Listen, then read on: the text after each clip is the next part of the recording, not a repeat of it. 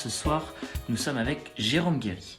Jérôme Guéry, cavalier belge, qu'on ne présente plus, des multiples Grands Prix 5 étoiles à son actif. Il va avoir plein de choses à nous raconter et vous allez pouvoir directement lui poser vos questions pendant une petite heure ensemble. Donc c'est reparti. La semaine, on est lundi soir et on sera en live jusqu'à samedi soir. Je vais inviter tout de suite Jérôme Guéry. Bonsoir Polo, bonsoir tout le monde. Voilà, nous sommes en attente de Jérôme Guéry. Bonsoir Jérôme. Bonsoir Théo, comment ça va? Ça va et toi? Ouais, extra, super, Le super. confinement se passe bien en Belgique? Ah bah oui, plutôt bien. On a du beau temps, donc on, on est confiné, mais on peut encore travailler dehors et profiter de ce temps isolé pour être un peu plus proche de la famille, en tout cas de mes enfants, et travailler les jeunes chevaux. Donc ça va, le confinement se passe bien, la santé va bien, donc pour le reste tout va. Bon, on va parler de tout ça. On est ensemble une petite heure dans ce nouveau Jump Live. On est tous les soirs en direct. On a eu je sais que vous êtes assez proche avec Simon Delestre. Il était notre invité il y a peu. Donc les gens vont échanger avec toi Super. et te poser des questions. Donc bon, je vais introduire un petit peu comment tu gères toi tes chevaux. On a eu un Marc Dillasser au tout début qui nous disait bon, un cheval a un capital de saut dans sa vie et là il saute pas, donc ils seront ils vont pas prendre 6 mois de plus. En tout cas, ils seront au même point si on reprend en juillet, août les concours. Et puis d'autres qui disent ben, comme Simon, que Ryan va prendre quand même de l'âge et ça va se ressentir et c'est dommage parce qu'il était dans un bon pic de forme. Comment toi tu vois les choses? Ouais, bah, ok, c'est sûr que, évidemment, comme beaucoup de monde, on aurait préféré que tout ça n'arrive pas. Maintenant, c'est là, il faut vivre avec, il faut fonctionner avec. Donc, pour mes vieux chevaux, ben, je lève un peu le pied, hein. Comme on a pu voir, quel homme est parti à la saillie, donc c'était pas du tout le plan à la base, mais bon. Vu que ça se prolongeait le confinement, on s'est dit ok, qu'est-ce qu'on peut faire? Le cheval va être arrêté quand même quelques mois, donc on s'est dit qu'on allait faire profiter les gens à pouvoir le distribuer en frais. Donc pour quel homme il va faire un break en tout cas de 2 mois sûr, voire plus si ça se prolonge. Mais lui en tout cas les 2 mois juste un petit peu travaillé, mais surtout pour la reproduction. Pour mes autres vieux chevaux, ben, je les maintiens en forme. J'essaie de faire une petite une journée par semaine de saut, mais des petits sauts, rien de très haut. Par contre, je me concentre principalement sur les jeunes chevaux. J'ai beaucoup de jeunes chevaux. Ça va de 6 ans à 9 ans. Euh, et ces chevaux-là, ben, eux, ils prennent pas mal d'expérience. On se concentre vraiment sur eux. Je fais ouais, deux séances de saut, une petite séance de saut début de semaine, un peu plus haut fin de semaine. Et ces chevaux-là évoluent vraiment bien. Alors, oui, comme disait Simon, c'est vrai que pour les vieux chevaux, comme bon, quel homme, il a déjà 14 ans, même s'il est en pleine forme, il a déjà 14 ans. Et bah, cette saison était une saison importante pour lui. Il était au pic de sa forme. Je pense que l'année prochaine, il sera encore en très grande forme. Mais bon, c'est sûr que perdre une année parce qu'on peut dire, en tout cas, une saison extérieure quand ils ont cet âge-là et qu'ils sont au pic de leur forme, c'est un petit peu dommage. Mais bon, voilà, c'est le cas de tout le monde. Je suis sûr que, en tout cas, lui va être encore en forme l'année prochaine et l'année d'après. Tu parles de quel homme? Je vois Eden Farm Show, le business de Gaëtan Decroix Tout à et fait. Alice qui sont là, donc ils ils nous Salut, regardent. salut, salut. Ouais, il y a déjà beaucoup de monde, hein, donc c'est chouette, c'est chouette. C'est C'est cool. vrai que bon, j'imagine que nombreuses seront les personnes à distribuer Calum. Comment ça se passe quand on gère deux carrières, la carrière d'un étalon et la carrière d'un d'un cheval sportif de haut niveau? Ben, au fait, c'était assez. On fait ça ensemble avec Gaëtan, hein. Gaëtan s'occupe principalement de la partie élevage et moi de la partie sport. Donc normalement, c'était pas prévu que le cheval soit distribué en frais. On avait un certain stock de paillettes pour le distribuer en congelé. Donc moi, je devais vraiment me concentrer sur le sport pour faire sa carrière de sport. Et puis après, on avait normalement assez de stock pour tenir cette saison encore. Et l'idée, c'était de le prélever cet hiver pour après les Jeux, en tout cas pour le distribuer, continuer à le distribuer en congelé.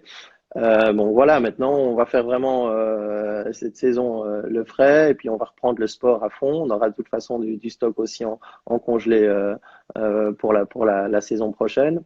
Et bon, le sport, et puis après, on verra bien. Une fois que sa carrière sportive sera finie, ben, il retournera à l'élevage.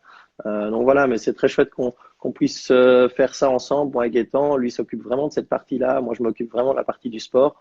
Et bon, après, on discute ensemble pour les décisions importantes, aussi bien sportives que d'élevage. Mais bon, ça, tout se passe bien, donc c'est assez chouette. D'accord. Simon nous disait, tu nous parlais des jeunes chevaux. Simon nous disait justement que ça lui change. D'habitude, il est là, enfin, aux écuries de 2 jours par semaine. Et là, il peut enfin prendre son temps, sortir plusieurs fois les chevaux et vraiment les sentir évoluer et faire un gros travail dessus. Euh, Si on met de côté la catastrophe sanitaire qui se déroule, c'est quand même une période plutôt où il y a pas de programme de concours à faire, on vit un peu au jour le jour et on peut vraiment prendre le temps, et pour nous-mêmes, tu parlais de ta famille, et pour l'évolution des chevaux.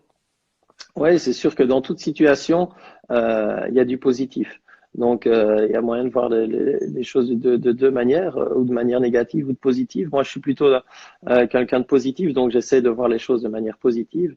Et donc, voilà, évidemment, il y a du bon dans ce qui se passe. Et donc, comme je disais, pour les jeunes chevaux, hein, on peut vraiment se concentrer plus dessus. Même les chevaux un peu plus âgés, mais qui avaient un peu de retard. Donc, le dressage, on affine vraiment pas mal de choses. Il y a toute une équipe qui est encore ici avec moi et on travaille tous dans cette optique-là. Et on essaye aussi de profiter un petit peu du temps, comme mes enfants, ils se plaignaient toujours de pas me voir parce que tous les week-ends j'étais parti. Eux, évidemment, ils sont ravis de cette situation parce qu'ils me voient tout le temps, on est tout le temps ensemble et on fait plein d'activités ensemble ici, confinés à la maison. Mais comme je disais, on a la chance d'être sur une propriété assez grande. On pourra même aller faire un tour si vous voulez. Je prendrai le téléphone, j'irai vous Ouais, montrer. volontiers. Ça peut être cool. Vraiment. Mais bon, voilà, voilà, on a de l'espace. Donc ça, on est conscient qu'on vit dans un espace agréable, ce qui est pas le cas de tout le monde. Hein. Je pense à tous les gens qui sont confinés plutôt en ville ou dans des appartements. J'imagine comme ça doit être dur pour eux. Donc, on est quand même assez privilégiés. On est conscient de ça aussi.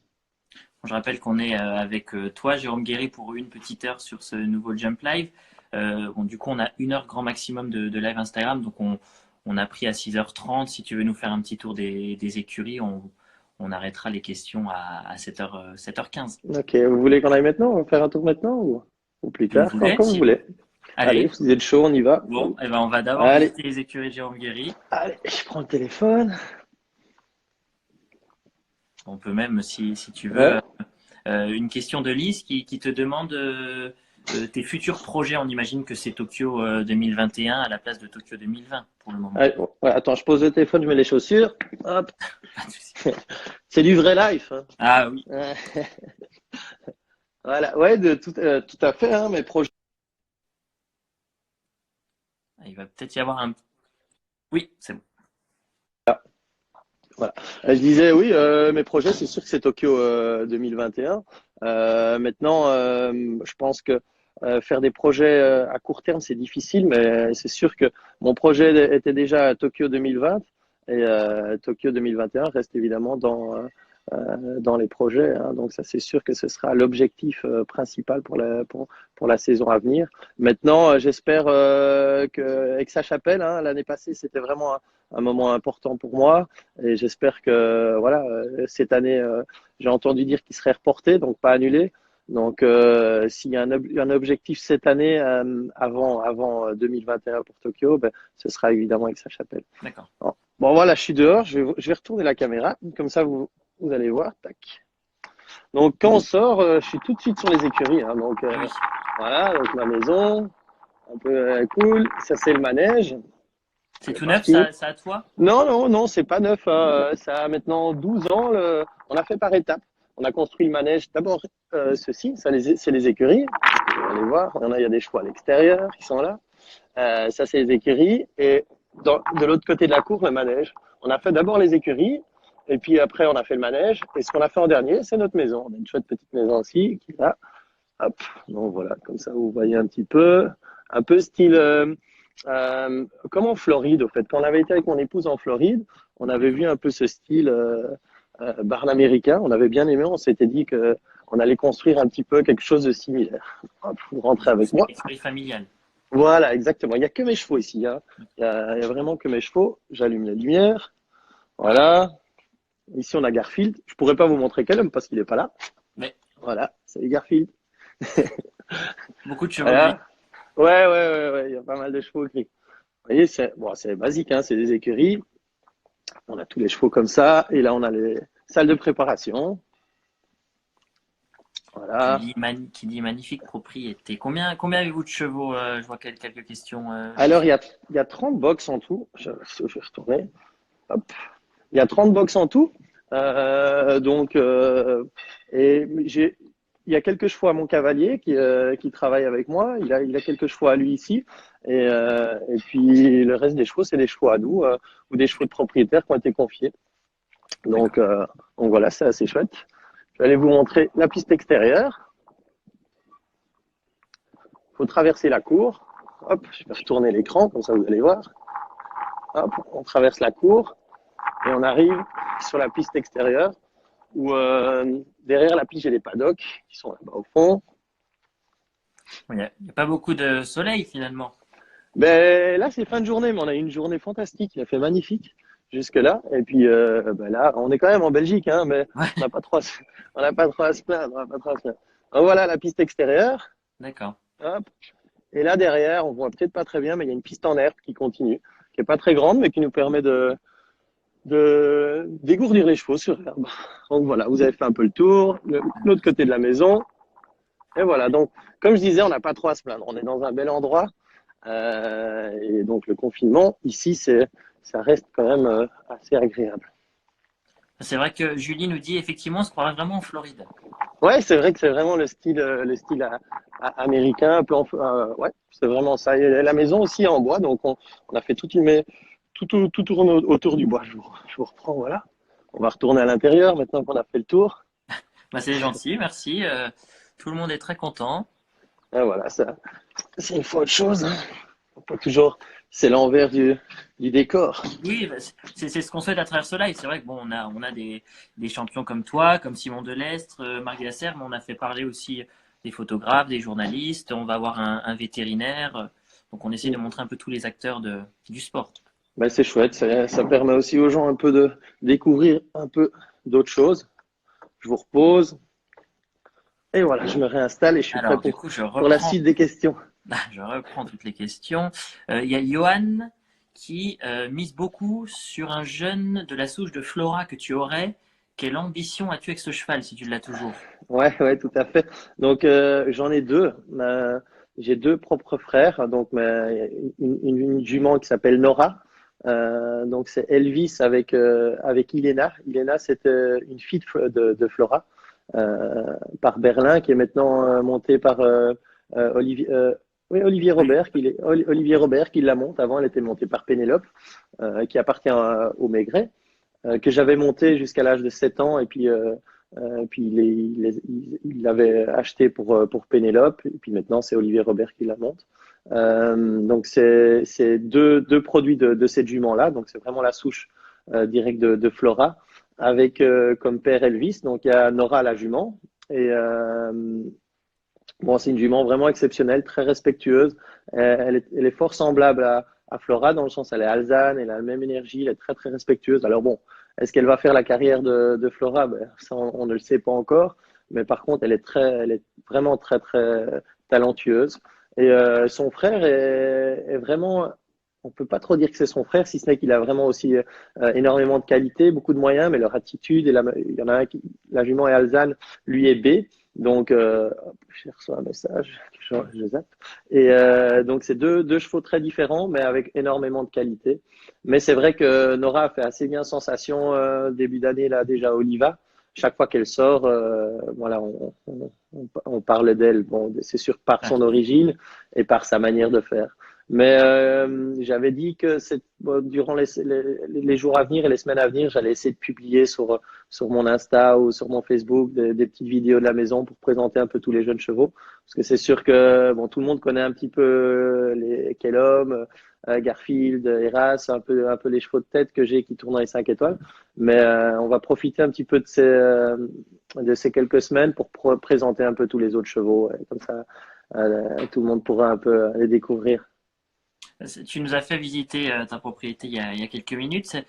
Lucas demande tu as de personnes qui travaillent pour toi et quelle est l'organisation au sein Alors, d'une ouais, écurie? il y a pas mal de personnes qui travaillent sur les écuries. Donc, il y a 4 grooms qui sont là. Il y a ma groom de concours, Kirsty, qui m'accompagne sur tous les 5 étoiles. Et j'ai aussi la chance qu'elle monte très très bien à cheval. Donc pendant ici le confinement, elle monte les chevaux sur le plat. Donc voilà, elle travaillait pour Ludger avant, et donc elle a une base de dressage qui est vraiment très bien. Donc elle monte à cheval quand on est ici à la maison, et sinon c'est ma groom de concours. Et puis après, il y a 3 autres grooms à la maison qui s'occupent des soins des chevaux, sortir les chevaux marcheurs en prairie, les longer, et qui accompagne aussi mon cavalier, qui est Loris Beritella, qui vient de rentrer dans les écuries avec nous, après Oliva. Et donc voilà, lui part plutôt sur des concours 2, 3 étoiles et nationaux avec les autres chevaux, et ses propres chevaux plus des chevaux à moi.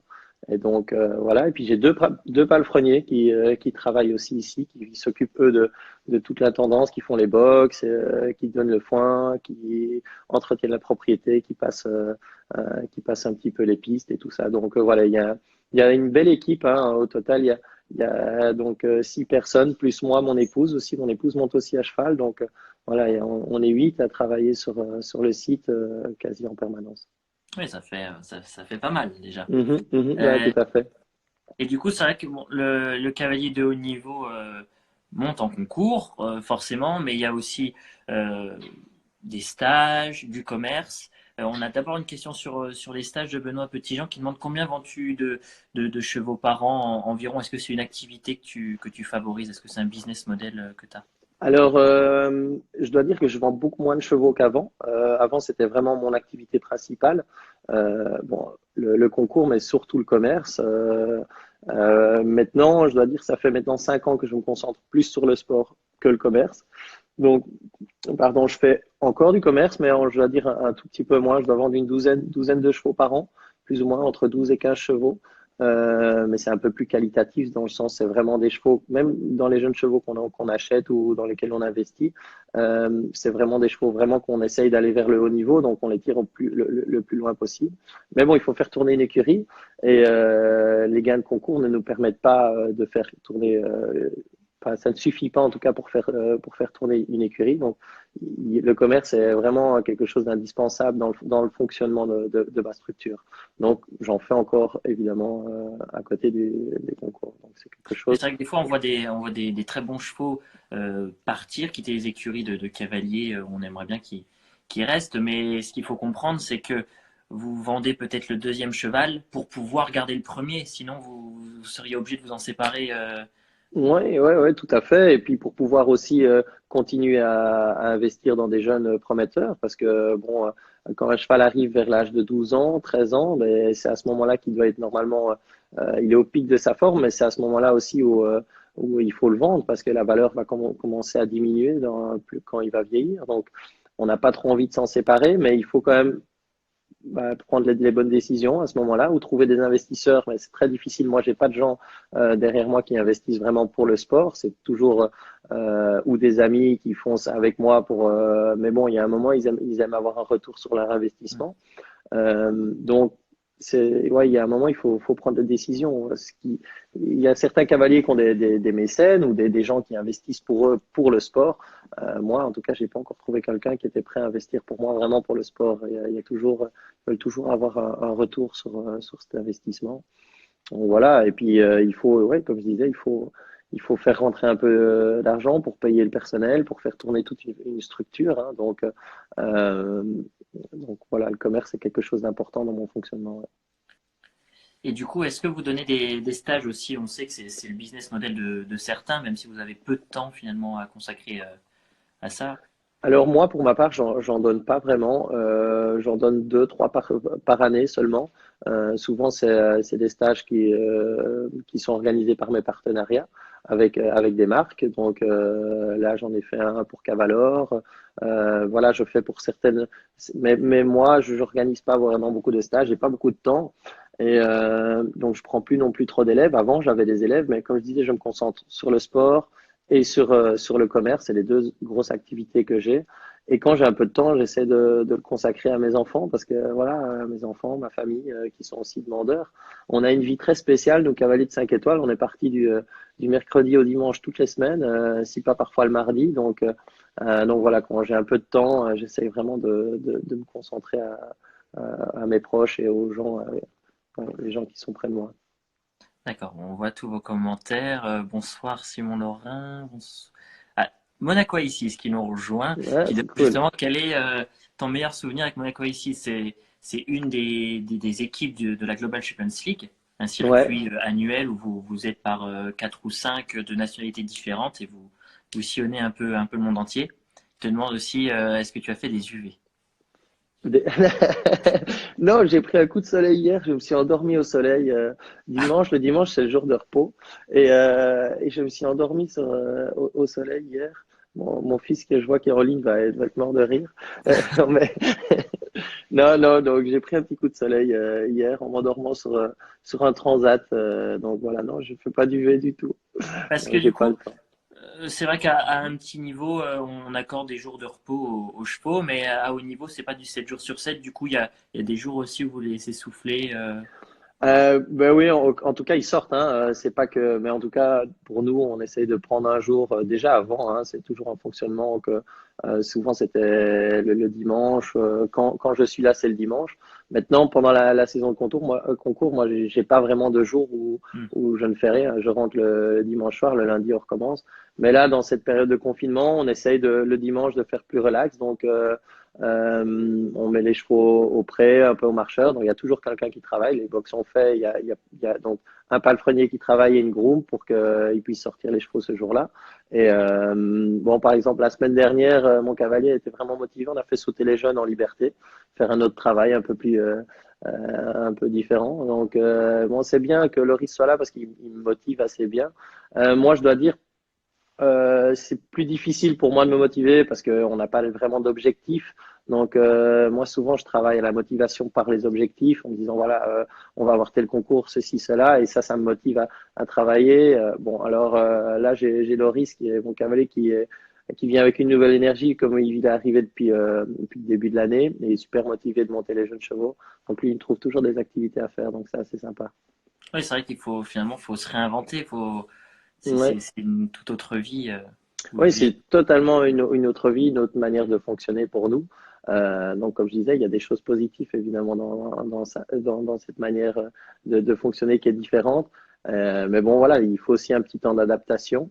Et donc voilà, hier, c'était le dimanche, on a fait repos, on a bu un petit verre samedi soir un peu plus tard. Bon, entre nous, hein, il n'y a personne de l'extérieur qui vient, on reste confiné, mais tout le monde ici ensemble. Donc voilà, et puis on a profité dimanche, j'ai tendu un peu la pelouse et des petites choses comme ça, quoi. Plaisir simple. Je crois savoir que c'est quand même une chouette histoire, en tout cas, que vous avez vécue avec Grand Cru. Lara demande si c'était difficile de le vendre et dans quel cadre ça s'est fait, justement. Ouais, oui, c'est sûr que se séparer d'un cheval comme Grand Cru, c'est quelque chose de très spécial et pas facile à faire.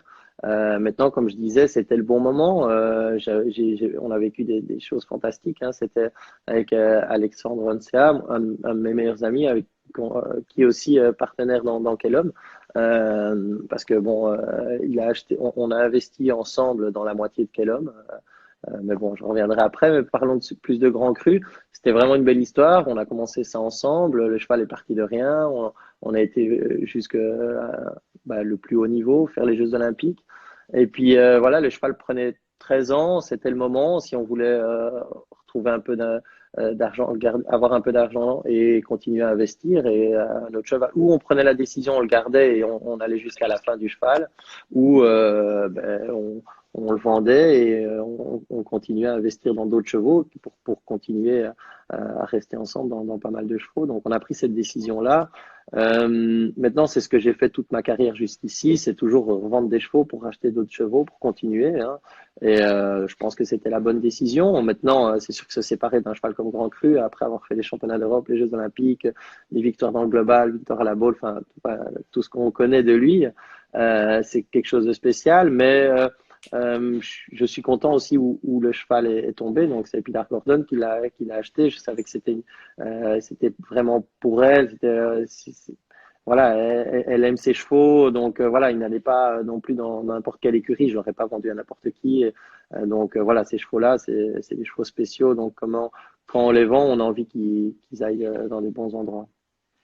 Et bon, il y a une question de Théo sur quel homme on peut faire le lien justement.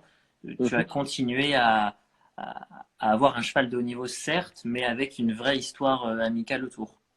Ouais, toujours, je dois dire, pas mal de mes chevaux de cœur, il y a toujours eu des amis autour. Donc, et là, c'est une relation très, très spéciale qu'on a avec Kellum. Parce que bon, voilà, c'est Gaëtan qui me l'a confié à un moment de sa vie où c'était difficile, il avait des problèmes de santé. Il m'a confié son cheval dans le but d'être commercialisé, hein, parce que c'était pour ça qu'il me l'avait confié. Donc, quand j'avais fait le Sunshine Tour avec le cheval, tout de suite, il y a eu quelque chose de spécial qui s'est passé entre moi et le cheval. Puis, premier 5 étoiles, c'était Mexico, on gagne. Je savais que l'année d'après, ça allait être une année olympique. Je dis, voilà, j'ai le cheval pour faire une médaille dans des championnats comme ça. Donc, je dois tout faire pour essayer de garder ce cheval. Donc, d'abord, j'ai essayé de trouver des investisseurs, comme je disais, des investisseurs qui achetaient le cheval pour le sport. J'ai appelé tous mes contacts, toutes mes connaissances, mais il y a vraiment personne qui a accroché à l'idée, parce que je dis, voilà, souvent les gens qui investissent dans les chevaux, c'est surtout pour quelque chose de financier, pour avoir un retour sur investissement. Maintenant, le cheval à l'époque avait déjà 13 ans, donc c'était investir dans un cheval juste vraiment pour le sport. Et la personne qui m'a suivi, c'est Alex, avec qui j'avais grand cru. Maintenant, on n'avait pas les fonds pour acheter la totalité du cheval. Donc, on s'est assis avec Gaëtan, on en a parlé, on s'est dit, OK, on fait le projet du sport, ensemble. On t'achète la moitié du cheval et on vit cette aventure à trois, une aventure d'amis, et on continue à vivre des moments incroyables. On ira faire les plus beaux concours du monde, on ira faire les championnats. Et puis après, on fera de l'élevage parce que c'est un cheval exceptionnel et on arrivera à vivre quelque chose de puissant ensemble. Et c'est la décision qu'on a prise. Bon, j'étais content que Gaëtan accepte de me vendre la moitié et qu'on puisse vivre ces moments-là. Donc maintenant, on vit un rêve éveillé, c'est chouette, hein, entre amis et autour d'un seul cheval. Donc c'est cool. Il y a plein de choses qui arrivent. Donc c'est très sympa. On voit qu'il y a toute la famille en commentaire. Super bons âges, tonton. Et, deuxième question de Jean-Baptiste sur les chevaux français.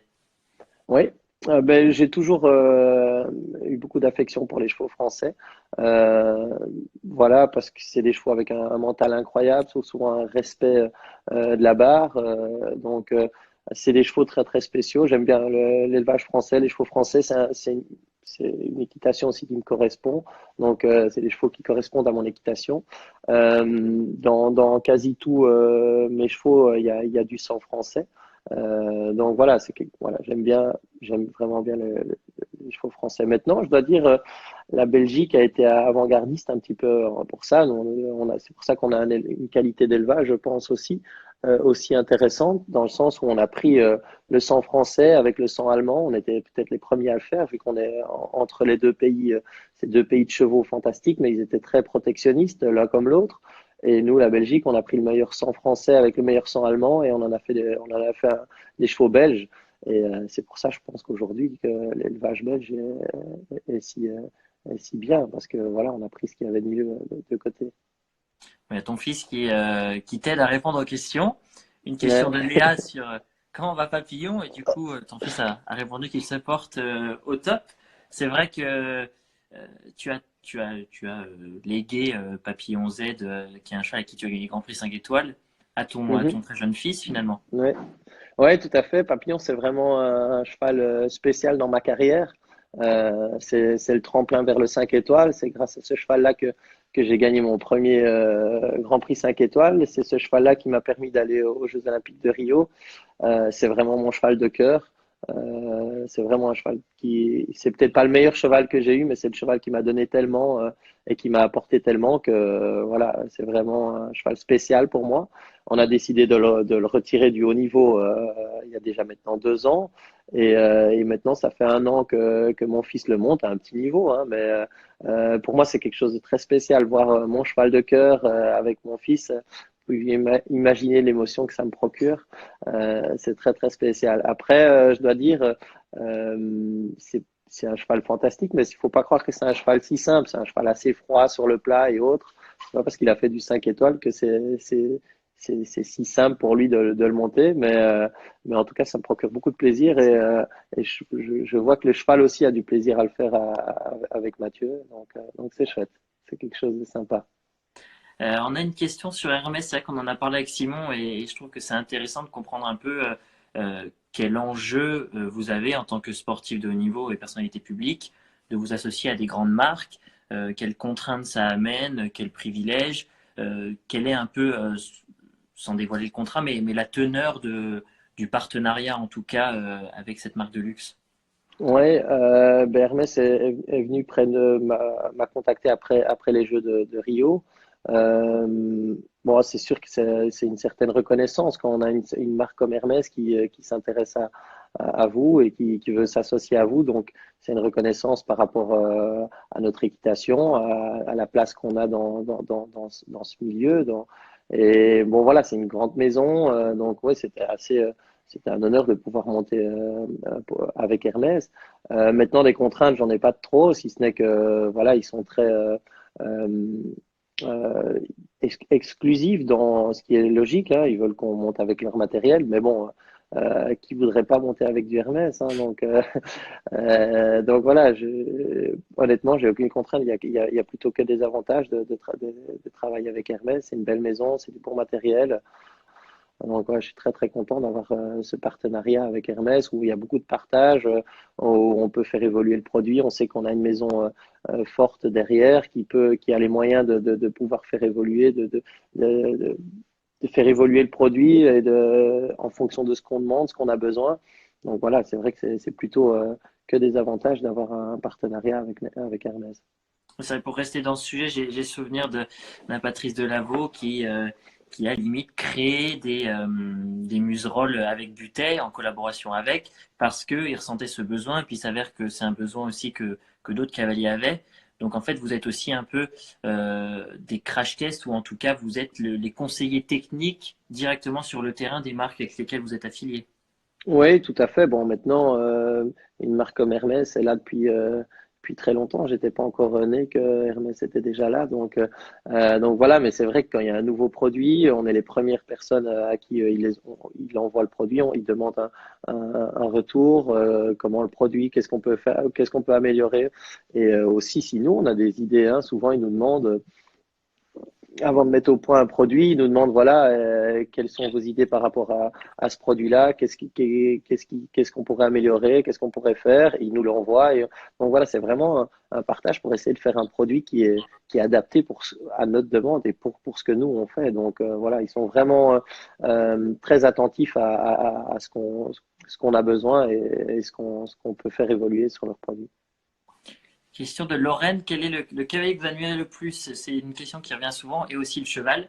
Et c'est vrai que Simon Ouais. nous avait dit la dernière fois, j'ai pas de chevaux à choisir parce que je monte un cheval dont tout le monde rêve déjà. Oui, ça c'est vrai, c'est chouette. J'aurais envie de dire la même chose, mais je dois dire que voilà, il y a beaucoup de chevaux fantastiques hein, qui me font rêver. Maintenant, on ne connaît vraiment les chevaux que quand on les a montés. Alors, voilà, c'est comme les personnes, il y a aucun cheval qui est parfait. Mais par contre, si on ne voit que les positifs des chevaux, ben, il y a énormément de chevaux qui sont exceptionnels. J'ai la chance d'avoir un cheval exceptionnel, je pense, comme Kellum. Euh, c'est le meilleur cheval que j'ai eu à monter jusqu'à maintenant. C'est vraiment un cheval hors norme. Donc aujourd'hui, je ne l'échangerai pas contre un autre parce que voilà, je sais qu'est-ce que j'ai et on ne sait jamais ce qu'on va avoir. Maintenant, il y a beaucoup de chevaux que j'aime bien. Je crois que quand on regarde le haut niveau, il y a énormément de très très bons chevaux. Et c'est sûr qu'un cheval comme Ryan fait rêver. Et maintenant, c'est pas un cheval si simple. Il faut pas croire que Ryan, tout le monde pourrait le monter. Ils font un couple. Faire un couple aussi, c'est quelque chose d'important. Et je pense que Simon et Ryan, c'est le couple qui est incroyable. C'est pas juste Ryan, c'est vraiment le couple. Bon, un cheval comme Explosion, on l'a vu l'année passée, qui était vraiment un cheval hors du commun. Si vraiment aujourd'hui je devrais dire ouais, j'aimerais monter un cheval, je pense que je dirais voilà, Explosion, j'ai envie de voir, j'ai envie de sentir ce qu'il y a, mais qui est peut-être qu'Explosion ne serait pas, je pense qu'en tout cas Explosion ne serait pas Explosion si il n'avait pas été sous la selle de Ben Mayer. Je pense que c'est toujours un couple qui fait aussi un cheval. Pour le cavalier, parce que voilà, je reprends sous ta première question.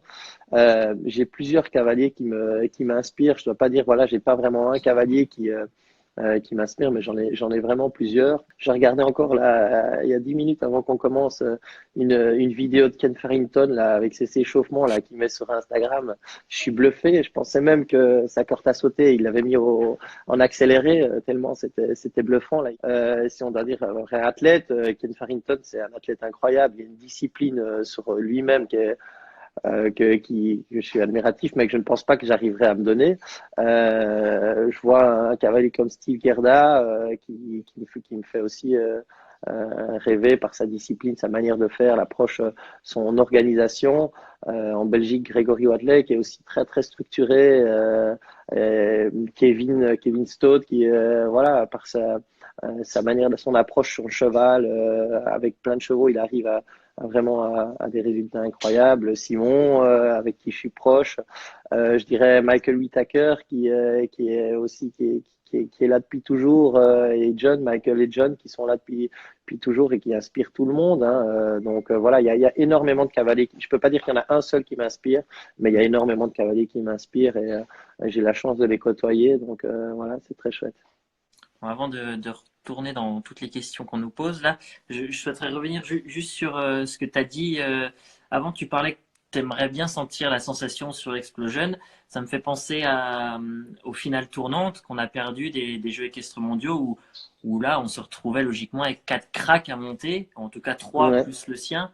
C'est ouais. quelque chose que tu aurais aimé vivre, c'est un regret. Ouais, vraiment, vraiment, j'aurais aimé. Après, je conçois que l'intensité de nombre de concours et le prix des chevaux, la valeur des chevaux, ce qu'on leur demande, je trouve que cette finale tournante était peut-être un peu exagérée pour les chevaux au jour d'aujourd'hui, mais par contre, c'était tellement une belle épreuve, c'était vraiment quelque chose de magnifique et pouvoir évidemment changer. C'est vraiment un champion du monde quand tu as monté les 4 trot de chevaux. Voilà, c'est vraiment, enfin, ouais, c'était vraiment quelque chose de très, très spécial. J'aurais vraiment aimé pouvoir faire une tournante comme ça. Je trouve que on devrait aller vers ce concept. Maintenant, il devrait être modernisé dans le sens que les chevaux ne doivent pas sauter autant pour pouvoir arriver à cette finale. Parce que c'est sûr qu'il devait faire les qualifs, la Coupe des Nations, enfin, il y avait la finale et puis après la finale tournante, c'était vraiment dur pour les chevaux, le format des anciennes Coupes du Monde. Mais par contre, cette finale tournante à 4, c'était vraiment quelque chose de vraiment fantastique.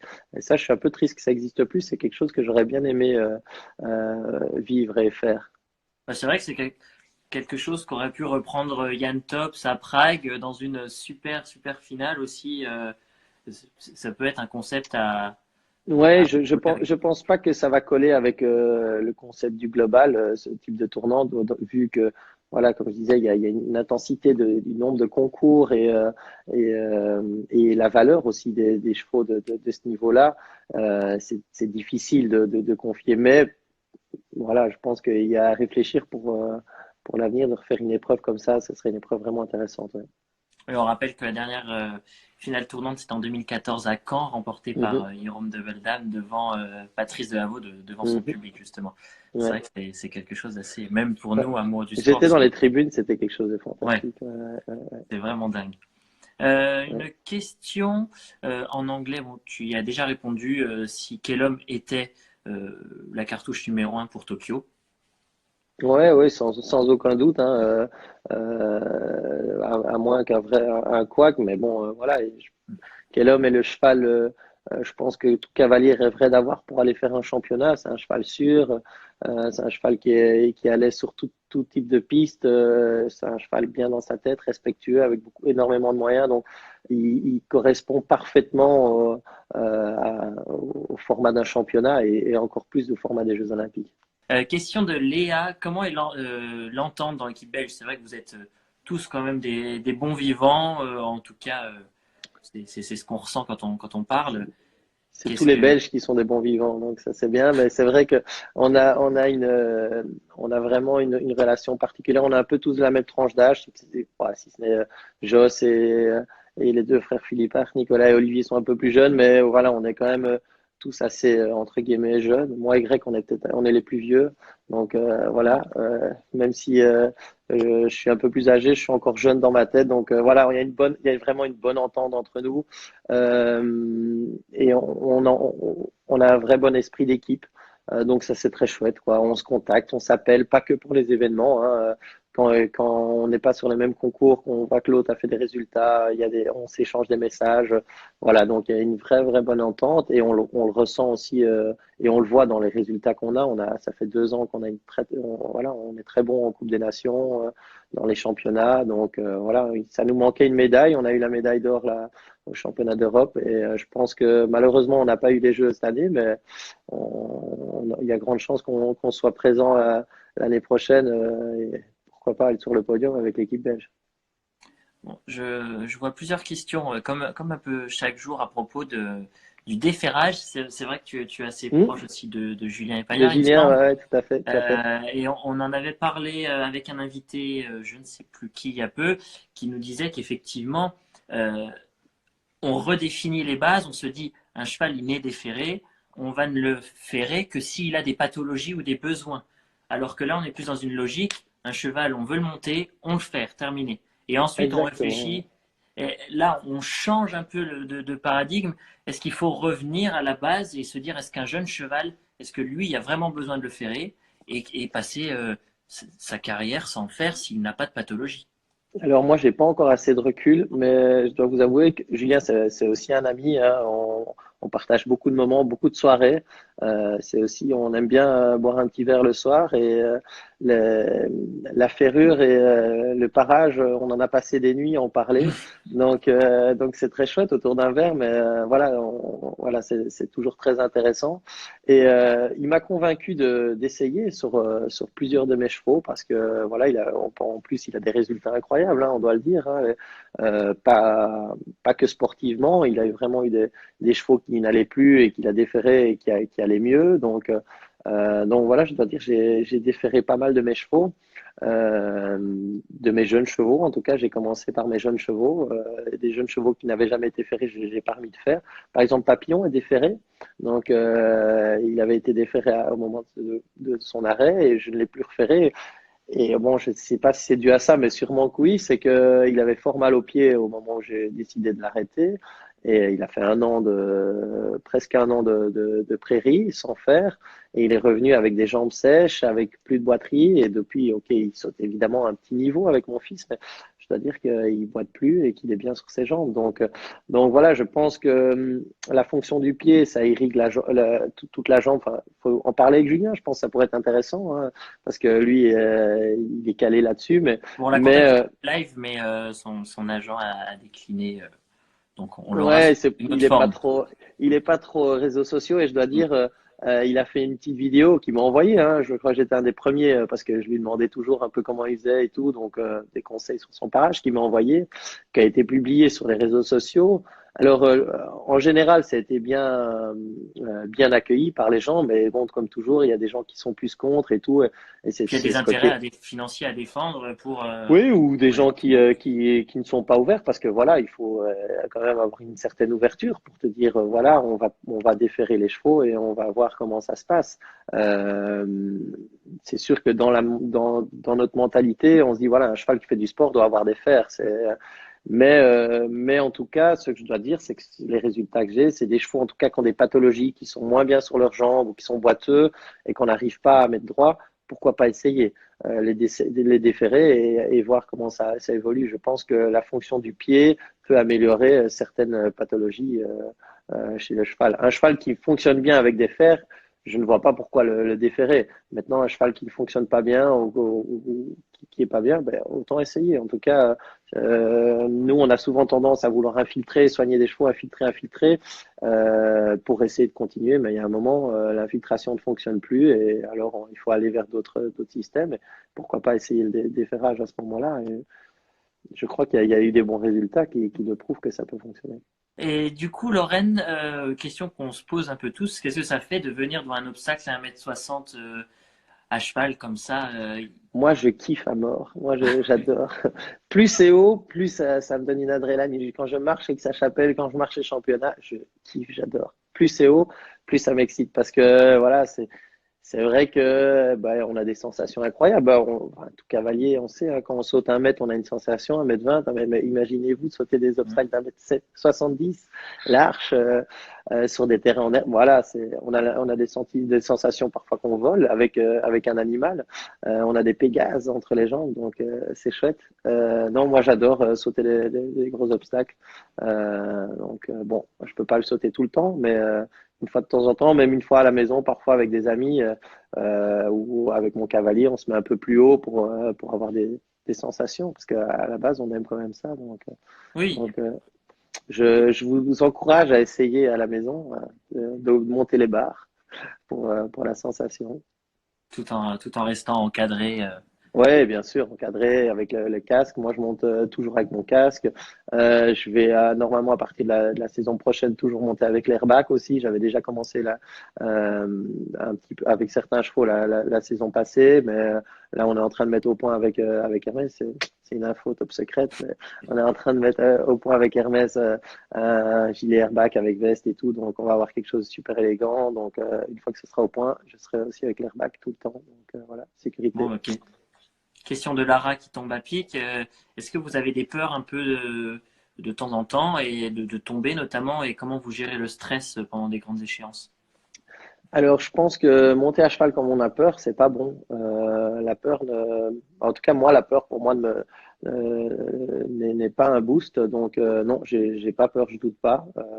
Et je pense que les chevaux ressentent si on a peur. Donc, si on a peur, vaut mieux sauter moins haut. Il faut sauter ou faire où on se sent à l'aise. Parce que dès qu'on a peur, le cheval le ressent. C'est pas comme voilà, c'est vraiment une éponge aux sensations les chevaux. Donc, je pense que la peur ne va pas vous aider, en tout cas, ne va pas aider votre cheval. Ou alors vous avez un cheval sûr de vous, sûr de lui, qui va vous rassurer. Alors c'est le cheval qui fait la thérapie, mais un cavalier, pour faire le haut niveau, il ne doit pas avoir peur, sinon ça va pas aller. Alors le stress, par contre, le stress, on en a, hein, on le gère tous de manière différente. Il faut un peu de stress pour, en tout cas moi, sur les grandes compétitions, évidemment, j'ai un peu de stress, mais ça me permet de me concentrer et ça me pousse plus, ça me booste plus le stress. Il faut pas que ça soit un stress qui bloque. Donc, je le canalise bien, mais voilà, c'est assez positif. Il y a un stress positif qui me permet de me concentrer, de me surpasser. D'accord. Laura qui demande plus terrain en herbe ou en sable. C'est vrai que tu as des chevaux qui ont quand même une grande amplitude. Ouais. Plutôt terrain en herbe du coup Moi, je dois dire, en tout cas, ce que j'aime, c'est les grands terrains. Alors qu'ils sont en herbe ou en sable, mais c'est les grands terrains. Moi, je suis vraiment, enfin, je suis plutôt à monter dans le galop, donc je me sens mieux sur les grands terrains. Et je trouve qu'un beau terrain en herbe, c'est magnifique, hein. Un terrain que j'adore, Dinard, c'est une piste qui me fait rêver. La Baule, c'est aussi un super terrain. Madrid, bon, Aix-la-Chapelle, c'est magnifique, c'est grandiose, c'est la Mecque, hein. Maintenant, c'est la qualité du terrain n'est pas la meilleure. Comme j'avais dit, je pense que les terrains en herbe, c'est mieux qu'ils soient un peu plus dans le sud, dans les pays où on peut vraiment jusqu'à gérer l'humidité du sol.